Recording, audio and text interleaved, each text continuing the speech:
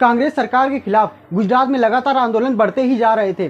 तत्कालीन प्रधानमंत्री इंदिरा गांधी और उनके सहयोगियों ने इन आंदोलनों को रोकने के कई प्रयास किए, लेकिन वो असफल रहे। लगातार जनता द्वारा प्रधानमंत्री श्रीमती इंदिरा गांधी के त्यागपत्र की मांग उठने लगी। इन विवादों से बचने के लिए इंदिरा गांधी को एक नए शस्त्र की जरूरत महसूस हुई और इस तरह जन्म हुआ आपातकाल का। प्रधानमंत्री इंदिरा गांधी के कहने पर 25 जून 1975 को तत्कालीन राष्ट्रपति फखरुद्दीन अली अहमद ने अनुच्छेद 352 के तहत पूरे भारत में इमरजेंसी की घोषणा कर दी। नरेंद्र मोदी कहते हैं कि 24 जून 1975 की उस रात गुजराती नेताओं के टेलीफोन बज उठे। ऐसी घटना घटित हुई जिसकी किसी ने कल्पना भी नहीं की थी।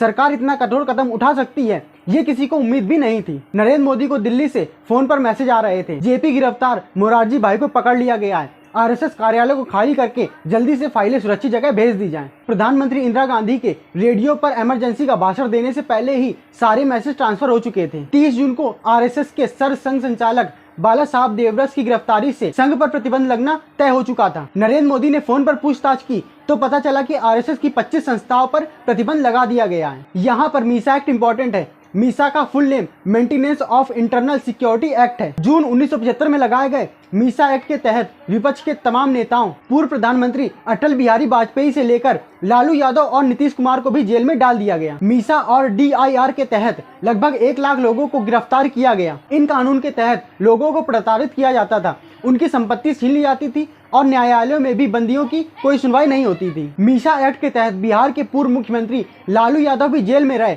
इसलिए उन्होंने 1976 में जन्मी अपनी बड़ी बेटी का नाम मीसा भारती रखा। मीसा एक्ट से बचने के लिए नरेंद्र मोदी वेश बदलकर भगवा वस्त्र पहनने लगे। जिस कार्यकर्ता के घर पर मोदी जी रह रहे थे, उनके यहाँ एक बार स्वामी नारायण संप्रदाय के एक आचार्य जी आए। कार्यकर्ता ने नरेंद्र मोदी का असली नाम न बताकर उदयपुर से आए एक स्वामी के रूप में नरेंद्र मोदी का परिचय आचार्य जी से करवाया। बस फिर क्या था, आचार्य जी और स्वामी जी बने नरेंद्र मोदी के बीच शास्त्रार्थ शुरू हो गया। यह शास्त्रार्थ 1 घंटे तक चला, लेकिन आचार्य जी को स्वामी बने नरेंद्र मोदी के असलियत की तनिक भी भनक नहीं लग पाई। प्रधानमंत्री नरेंद्र मोदी एक अच्छे लेखक भी हैं। उनके लिए कुछ लाइनें मैं आपको बताना भी चाहूंगा। सफल हुए तो ईर्ष्याभाजन, विफल हुए तो दया पात्र, छू ना पाए कायरता मुझको, छू ना पाए कायरता मुझको, पामरता की क्या परवाह। अगर हम सफल हुए तो लोग हमसे ईर्ष्या करेंगे और अगर हम असफल हो गए तो हम लोगों के दया के पात्र बन जाएंगे। इसलिए कठिन से कठिन परिस्थिति में भी मुझे अपने लक्ष्य से पीछे नहीं हटना है। प्रधानमंत्री नरेंद्र मोदी लिखते हैं कि प्रारब्ध को कौन पूछता है यहाँ,